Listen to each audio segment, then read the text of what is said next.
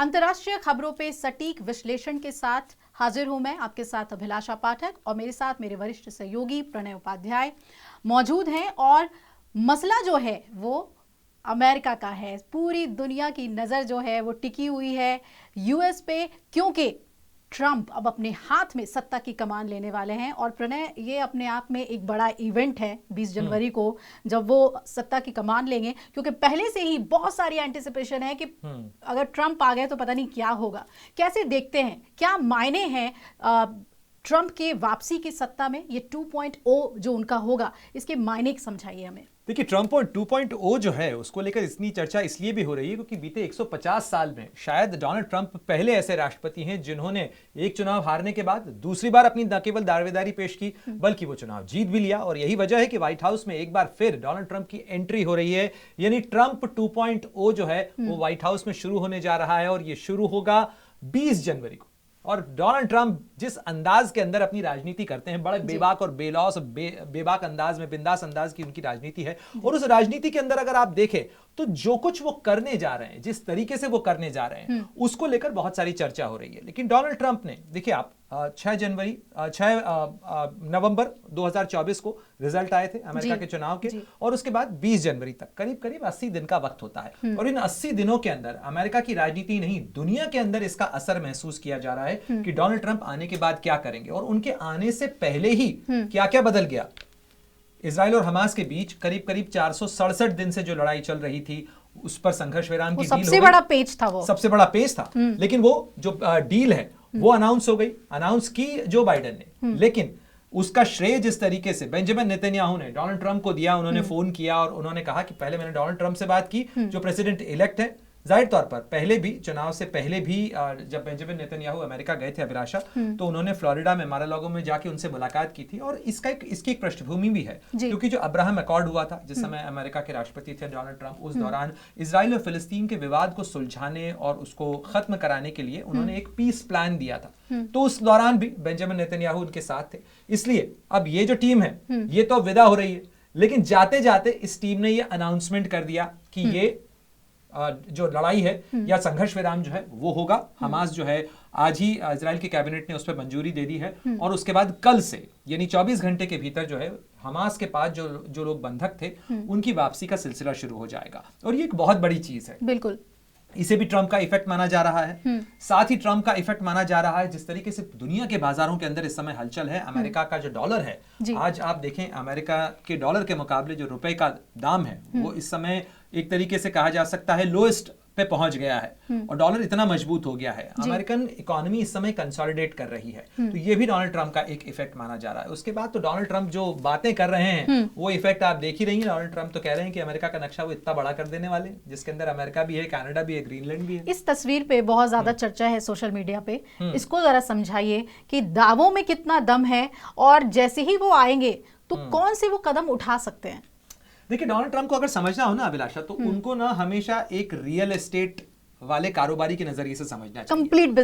Complete businessman and deal maker. तो deal का एक सिद्धांत ये होता है कि आप भाव ही ऊंचे से शुरू करिए ताकि व्यक्ति अगर 50% भी लगाएगा, कंसेशन करवाएगा सही, तो भी आपका मुनाफा निकल आएगा। तो डोनाल्ड ट्रंप उसी तरीके से डील करते हैं। डोनाल्ड ट्रंप डील करते हैं कि भाव हमेशा से बढ़ा के रखिए, है ना। और खासतौर पर रियल एस्टेट में तो आपने भी जब मकान ढूंढा होगा तो आपने इस तरीके का अनुभव किया होगा कि जैसे आप मकान ढूंढने जाएं तो कहा जाता है कि इन्वेंट्री तो जी है ही नहीं, अवेलेबल नहीं है। फिर जब आप उन्होंने देखा कि आपका परसिस्टेंस है तो कहेंगे अच्छा ठीक है, कुछ कोशिश करते हैं, आपके लिए निकालते हैं कुछ न कुछ। फिर निकाला कि बड़ी मुश्किल से मैंने राजी किया। तो डोनाल्ड ट्रंप कुछ इसी किस्म के नेता हैं। वो कंसेशन देते हैं, जरूर देते हैं, लेकिन वो उसके लिए पहले इस तरीके का माहौल बनाएंगे, फिर सब्जेक्टिव कंसेशंस देंगे। भारत अमेरिका के साथ और अमेरिकी राष्ट्रपतियों से कंसेशन लेने के मामले में उसका एक बड़ा यूनिक रिकॉर्ड रहा है। चाहे बराक ओबामा रहे हों या डोनाल्ड ट्रंप रहे हों, उसके बाद जो बाइडेन रहे हों, इन तमाम प्रशासनों के अंदर भारत का एक बड़ा यूनिक केस है। लेकिन इस नक्शे का, चूंकि आपने सवाल पूछा, इसमें अमेरिका भी है, इसमें कनाडा भी है, इसमें ग्रीनलैंड भी है।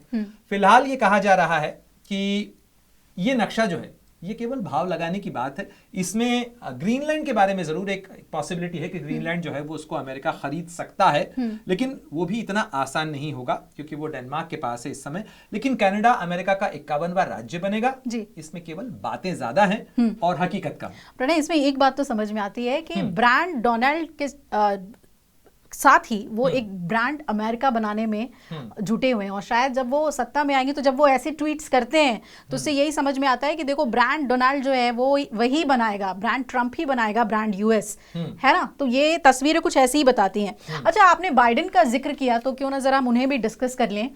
बाइडेन ने जाते जाते कई बड़े फैसले ले लिए। सबसे पहले तो यूक्रेन रूस वॉर में उन्होंने जो एड है उसको क्लियर कराया। दूसरी तरफ अगर आप देखिए तो आज जो बड़ी खबर थी कि H1B वीजा को लेकर भी जो नियम बदले हैं उसमें भारत को फायदा होने जा रहा है। बहुत सारे कंसेशंस उसमें दिए गए हैं, और जो डर हमेशा रहता है वीजा को लेकर कि अमेरिका क्या रूल्स नए ले आए, और आने वाले समय में कहा जा रहा है कि उसमें बहुत ज्यादा बदलाव भी नहीं होंगे। तो क्या माने हम, क्या बाइडेन के जो फैसले हैं उसके साथ ट्रंप बिल्कुल सस्टेनेबल अप्रोच रखेंगे, उस पर ठहरेंगे, या फिर कुछ अग्रेसिव मूव्स भी ले सकते हैं? देखिए, कुछ चीजें ऐसी हैं जिसके अंदर बाइडेन और डोनाल्ड ट्रंप दोनों आइडियोलॉजिकली दो अलग धुरियों पे थे, इसलिए इन दोनों के बीच में जो चुनाव भी हुआ, खासतौर पर कमला हैरिस, बाइडेन तो पहले ही चुनाव से बाहर हो चुके थे, कमला हैरिस ने चुनाव लड़ा डोनाल्ड ट्रंप के खिलाफ में, और उसको लेके कई मीम्स भी चली रही हैं, आप तो अच्छी तरीके से जानती हैं। तो इन तमाम मीम्स के बीच में लेकिन एक बयान आया जिसके अंदर जो भी अनाउंसमेंट्स आए वो अनाउंसमेंट्स डोनाल्ड ट्रंप और जो बाइडेन से के बीच जो मुलाकात थी उसके बाद आए। लेकिन खासतौर पर जो फैसले उन्होंने लिए हैं, यानी अमेरिका की जो मिसाइलें यूक्रेन को मिल रही हैं, उन यूक्रेन की मिसाइलों को लंबी दूरी तक रूस में मार की इजाजत देना, ये एक बड़ा महत्वपूर्ण फैसला था जो कि रूस यूक्रेन युद्ध को और उलझाने वाला है, जिसको खत्म कराने की बात डोनाल्ड ट्रंप कर रहे हैं कि मेरे राष्ट्रपति बनते ही ये युद्ध खत्म मैं करवा दूंगा, उसकी बात कर रहे थे। जहां तक पीस प्लान का सवाल है, देखिए इजराइल के मुद्दे के ऊपर चाहे रिपब्लिकन पार्टी हो चाहे डेमोक्रेटिक पार्टी हो, इजराइल के साथ अमेरिका है, ये फैक्ट है, और दुनिया के अंदर ये एक स्थापित सत्य है, इसलिए उसके अंदर कोई बहुत मतभेद नहीं मिलता। इसीलिए आप देखिए कि जो बाइडेन की तरफ से भी जो बयान आया उसके अंदर कहा गया कि हम और ट्रंप एक साथ ही कोशिश कर रहे थे कि ये लड़ाई खत्म हो जाए, यानी हम एक ही टीम है, अमेरिका एक है इस मामले के अंदर। लेकिन कई जगह पे डाइवर्जेंसेस हैं, कई जगह डाइवर्जेंसेस इसलिए हैं क्योंकि अपनी फेयरवेल स्पीच के अंदर जो बाइडेन ने जो कुछ कहा कि इट इज ओलिगार्कीज टाइम, एक बार फिर अमेरिका के जो अमीर हैं वो सत्ता पर काबिज होने की कोशिश कर रहे हैं, उनका डोनाल्ड ट्रंप के लिए तो था ही था, साथ ही एलन मस्क की तरफ था। तो ये जो आइडियोलॉजिकल डिवाइड है ये यहां है, और कई फैसले डोनाल्ड ट्रंप के आने से पहले जो लिए हैं, क्योंकि इमिग्रेशन की पॉलिसी के ऊपर घेरा डोनाल्ड ट्रंप ने जो बाइडेन और उनकी सरकार को, इसके अलावा उन्होंने वॉर मशीनरी को लेकर घेरा, उन तमाम मुद्दों के ऊपर जो फैसले उन्होंने लिए हैं, जिसमें वीजा पॉलिसीज भी हैं, उसके अंदर कई ऐसे बदलाव हैं। और देखिए, जब तक 20 जनवरी 2025 की दोपहर को 12 बजे पावर ट्रांसफर नहीं हो जाता, जब तक कि व्हाइट हाउस के अंदर डोनाल्ड ट्रंप नहीं आ जाते, तब तक जो है डोनाल्ड ट्रंप जो कुछ कहें वो केवल बातें हैं। यहां पहुंचने के बाद, ओवल ऑफिस में बैठने के बाद में जब वो दस्तखत करेंगे, उसके बाद ही उनकी सत्ता, उनका निजाम, उनके जो आदेश हैं वो लागू होंगे। इसलिए डोनाल्ड ट्रंप के लिए अभी वो बहुत ज्यादा रिएक्ट नहीं कर रहे हैं। लेकिन दुनिया में बहुत सारी चीजें बदल चुकी हैं। सीरिया के अंदर बशर अल असद का जो शासन था बीते 2.5 दशक से चलने वाला, वो खत्म हो गया। जी।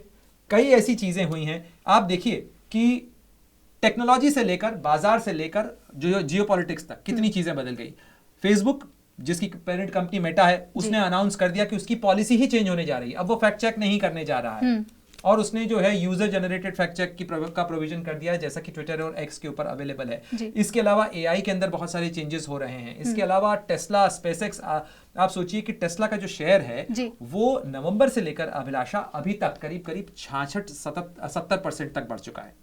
तो ये इम्पैक्ट है, जिसका आप जो सवाल आपने पूछा था कि डोनाल्ड ट्रंप के आने का असर क्या, दुनिया में डोनाल्ड ट्रंप के आने का जो असर है, और इसीलिए कहा जाता है कि ये जो जगह है ये दुनिया का सबसे ताकतवर पता है, और उसका जो असर है वो दुनिया के हर मुल्क पे अलग अलग तरीके से नजर आता है।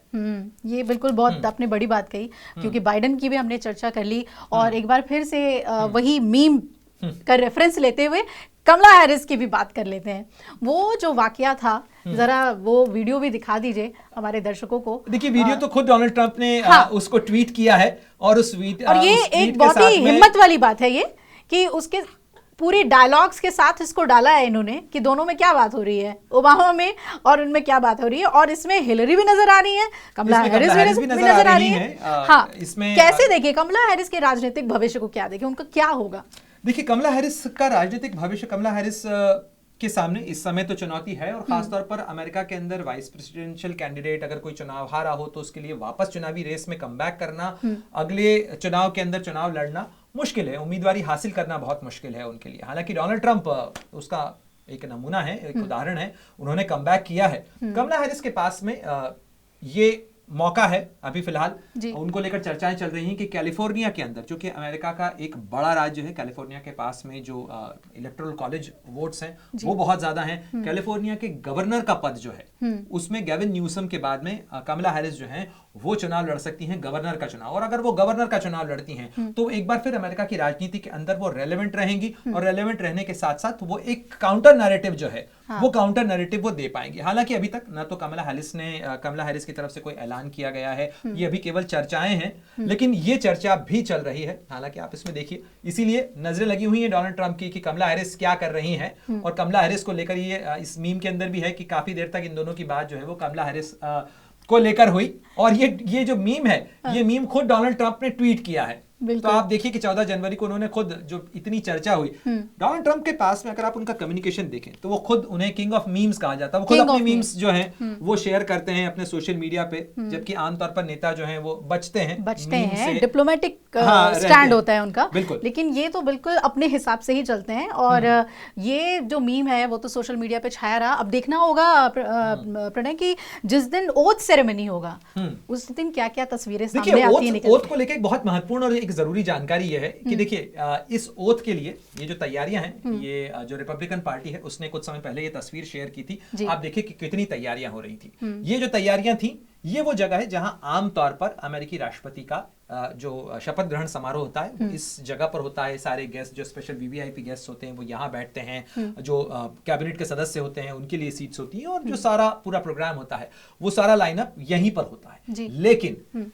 ये जो है, यानी ये जो वेदर बुलेटिन है, इसने इस इनॉग्रेशन कार्यक्रम को फिर गड़बड़ा दिया है। कई रिकॉर्ड जैसे कि टूट ही रहे हैं। 150 साल बाद जो है एक हारा हुआ कैंडिडेट वापस राष्ट्रपति के तौर पर निर्वाचित होकर आ रहा है। उसी तरीके से 40 साल बाद, यानी रोनाल्ड रीगन के बाद में शायद डोनाल्ड ट्रंप के कार्यकाल में पहला मौका होगा जब ये जो शपथ ग्रहण समारोह है ये अंदर होगा। और आप देखिए ये रोटिंडा है, जिस रोटिंडा के अंदर ये जो कैपिटल हिल है उसके अंदर एक बहुत बड़ा सा ऐसा डोम है जहां पर इसकी तैयारियां चल रही हैं। और ये जो वीडियो है ये भी जो रिपब्लिकन पार्टी है उसने शेयर किया है कि किस तरीके से जो तैयारियां हैं वो अंदर चल रही हैं। तो फिलहाल ये उम्मीद माना जा रहा है कि जो वेदर है, यानी न्यूनतम तापमान जो है वो -11 जा सकता है और अधिकतम तापमान जो है वो -5 जा सकता है 20 जनवरी को। और इसीलिए जो सारा प्रोग्राम है वो अंदर इंडोर कर दिया गया है। और ये जो वेदर वार्निंग है वॉशिंगटन डीसी के लिए जारी की गई है, और इस पूरे इलाके के अंदर एक्सट्रीम कोल्ड वार्निंग जो है वो रहेगी। साथ ही अभी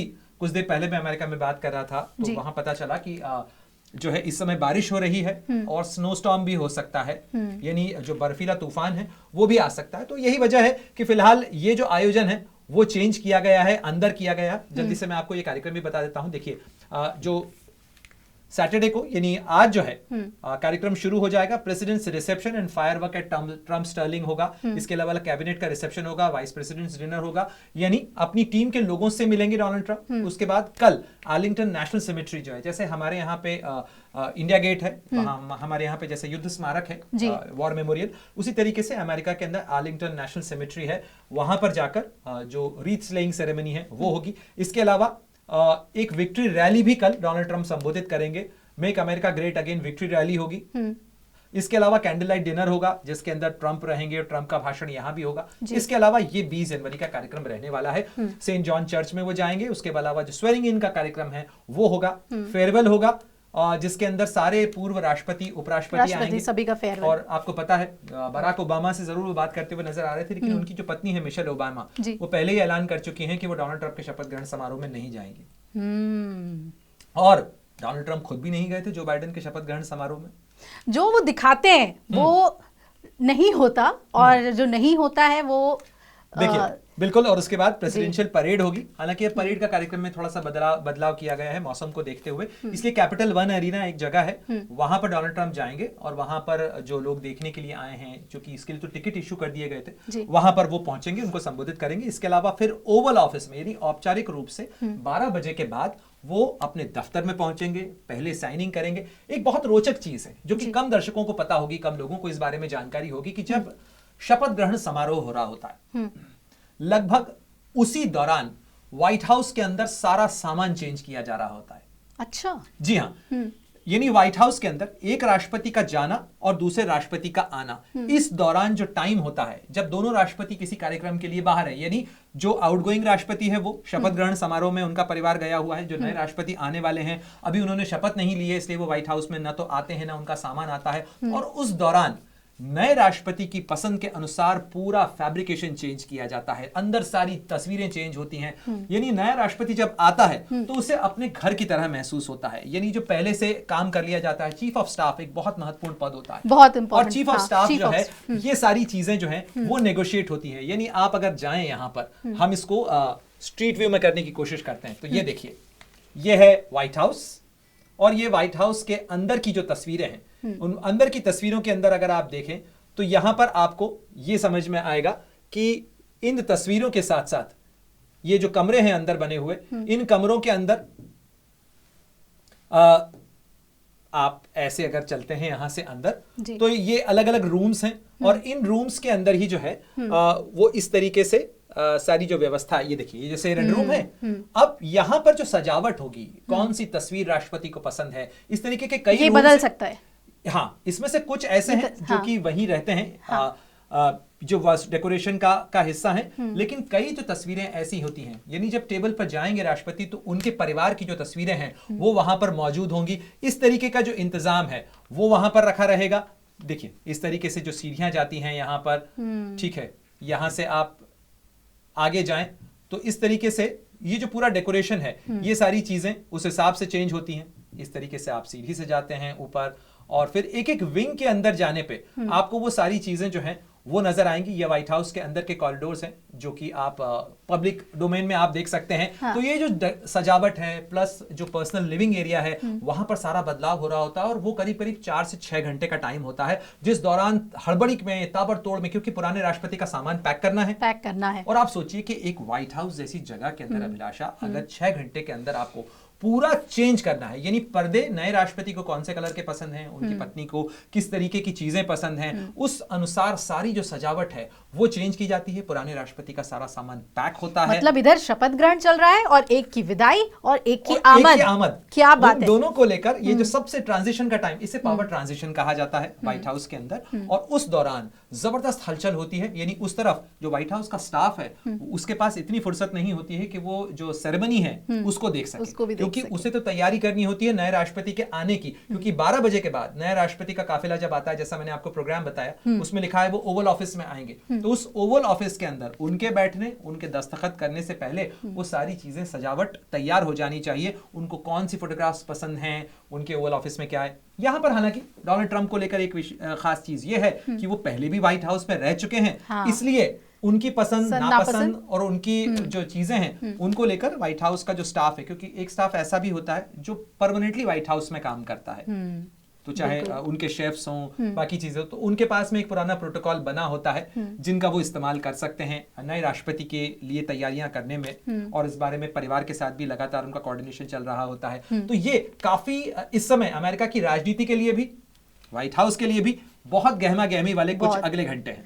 बिल्कुल, और ये तस्वीरें देखकर तो बहुत ही जिसे हम कह सकते हैं कि बाहर से व्हाइट हाउस होगा, लेकिन अंदर से वो ट्रंप के हिसाब से होगा। ये बहुत ही दिलचस्प जानकारी आपने दी है। अब जो मेरा अगला सवाल है वो ये है कि जैसे ही वो राष्ट्रपति बनेंगे, उनके निशाने पर कौन होगा? ट्रंप के निशाने पर देखिए, ट्रंप जो है नजर कहीं है, निशाना कहीं है। कई बार राजनेताओं के साथ में इस तरीके की चीज होती है, हाँ। लेकिन अगर आप डोनाल्ड ट्रंप को देखें तो डोनाल्ड ट्रंप बहुत सारी चीजों को लेकर अपनी प्रायोरिटी साफ कर चुके हैं, और साथ ही अगर आप अमेरिका को जानती समझती हैं, क्योंकि आप भी पढ़ती हैं उस विषय को, चीन के साथ में, चीन के राष्ट्रपति शी जिनपिंग को भले ही उन्होंने आमंत्रित किया है, लेकिन चीन के साथ में अमेरिका के जो कॉन्फ्लिक्ट्स हैं वो आगे आपको बढ़ते हुए नजर आएंगे, क्योंकि वो एक कंपटीशन है, इकोनॉमिक कंपटीशन है, और वो रिसोर्सेज का कंपटीशन है, और वो कई जगह पर आएगा।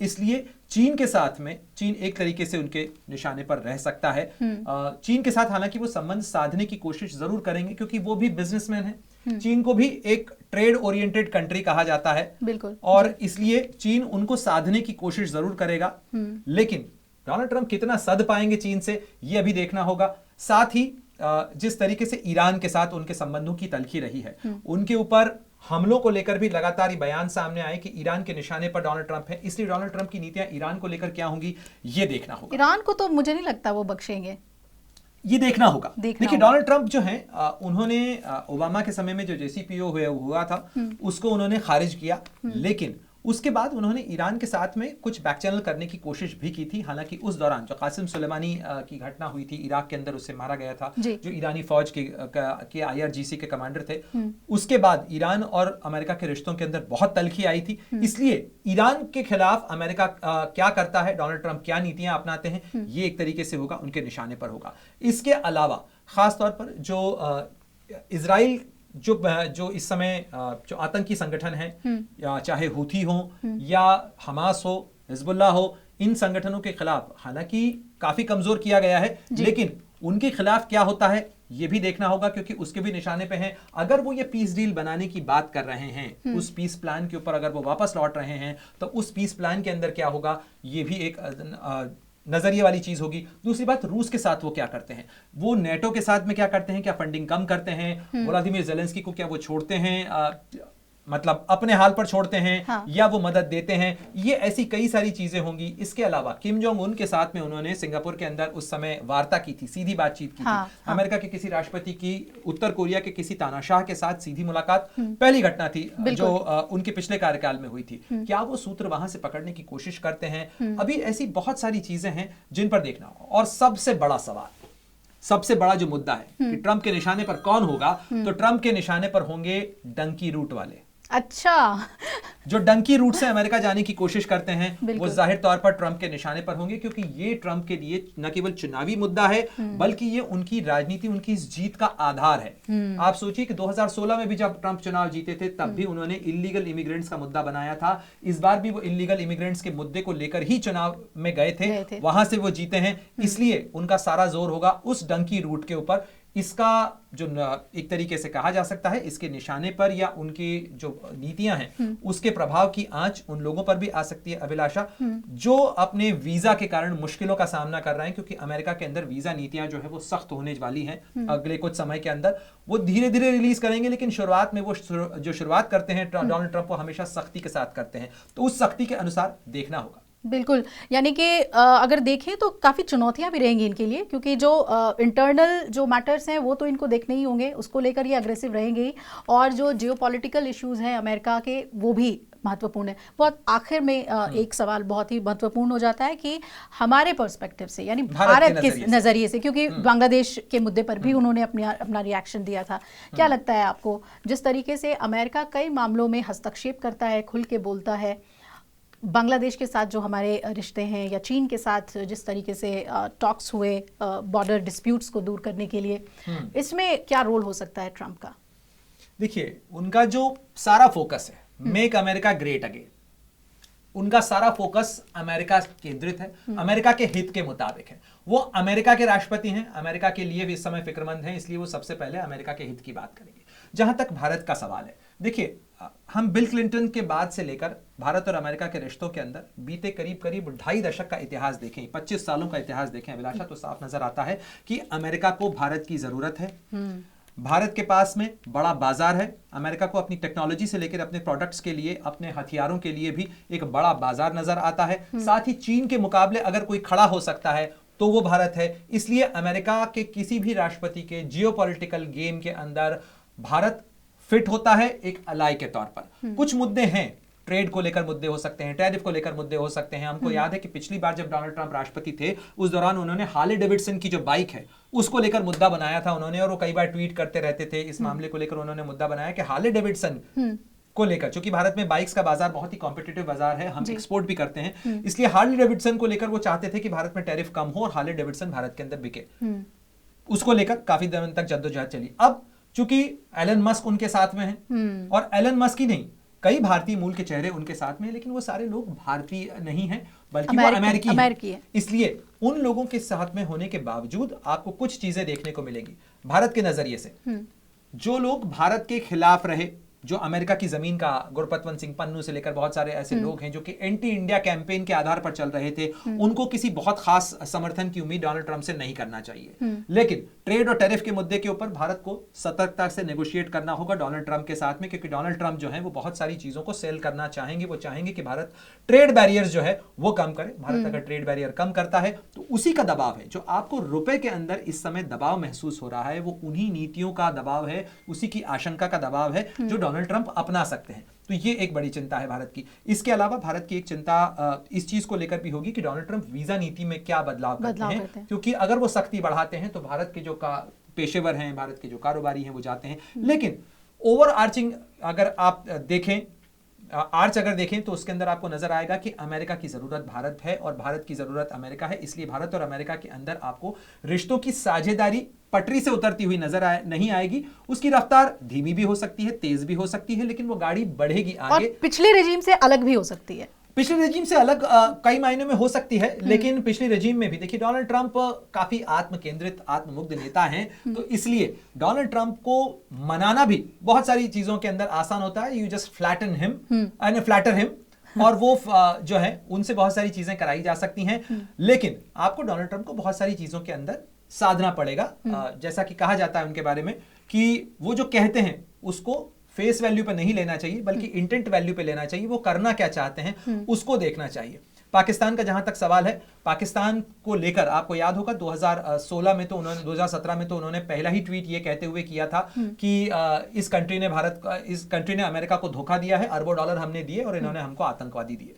तो पाकिस्तान के लिए कुछ मुश्किलें बढ़ सकती हैं। बांग्लादेश के लिए भी बहुत ज्यादा समर्थन, या जिस तरीके का समर्थन अभी उन्हें मिल रहा था वो एक तरीके से रिविजिट होगा, ये देखना होगा। बिल्कुल। तो ऐसी बहुत सारी चीजें हैं जो भारत के नजरिए से इंपॉर्टेंट है, ट्रेड, कारोबार। लेकिन अगर आप जियोपॉलिटिक्स के लिहाज से देखें, और एक आखिरी चीज मैं अपनी बात खत्म करने से पहले कहूंगा कि डोनाल्ड ट्रंप अगर पिछली बार अपने कार्यकाल को खत्म करने से पहले भारत आए थे, तो इस बार अपने कार्यकाल को शुरू करते हुए वो पहले ही साल के अंदर आपको भारत नजर आएंगे, क्योंकि क्वाड की बैठक भारत में होनी है। बिल्कुल, क्वाड की मेजबानी भारत कर रहा है, तो डोनाल्ड ट्रंप उस क्वाड की शिखर बैठक के लिए भारत में आएंगे। और साथ ही भारत के प्रधानमंत्री का भी, नरेंद्र मोदी का भी दौरा जल्दी ही अमेरिका में होगा, और उस दौरान उनकी और डोनाल्ड ट्रंप की मुलाकात होगी। तो ये भारत के साथ अपने रिश्तों की बात करते रहें। हालांकि कई लोग इस चीज को लेकर चर्चा कर रहे हैं कि शी जिनपिंग को बुलाया गया, जॉर्जिया मेलोनी को बुलाया गया, लेकिन भारत के प्रधानमंत्री नरेंद्र मोदी को न्योता नहीं दिया गया। उसको लेकर सब लोग अपनी अपनी थ्योरी दे रहे हैं, लेकिन भारत के विदेश मंत्री डॉक्टर जयशंकर जो हैं वो अमेरिका जा रहे हैं डोनाल्ड ट्रंप के शपथ ग्रहण समारोह में, और इसलिए केवल किसी न्योते से, किसी निमंत्रण से इस चीज का आकलन नहीं कर सकते किया जा सकता, बल्कि डोनाल्ड ट्रंप के साथ तो आकलन इस चीज से किया जा सकता है कि एक तो आपकी चेकबुक कितनी मोटी है और आपके पास में उन्हें देने के लिए कितना बड़ा पैकेज है, और भारत दोनों ही लिहाज से फायदे का सौदा है। बिल्कुल फायदे का सौदा है, और जो ये दूसरा इनका रेजीम है उसमें भारत को दरकिनार करने की सोच भी नहीं सकते, और ज़्यादा से ज़्यादा महत्ता उनको देनी होगी भारत को, क्योंकि ये ज़रूरत है अमेरिका की। इतनी बात तो हम समझ गए, और नो डाउट नज़र जो है वो हमारी बनी रहेगी, और लगातार कवरेज आप तक पहुंचाते रहेंगे इनके ओथ सेरेमनी से जुड़ी हुई। प्रणय, आपका बहुत बहुत शुक्रिया। बहुत सारे सवाल और बहुत सारी नई जानकारी आपने हमें दी ट्रंप के ओथ सेरेमनी से जुड़ी हुई। फिलहाल इतना ही, जुड़े रहिएगा अमर उजाला के साथ।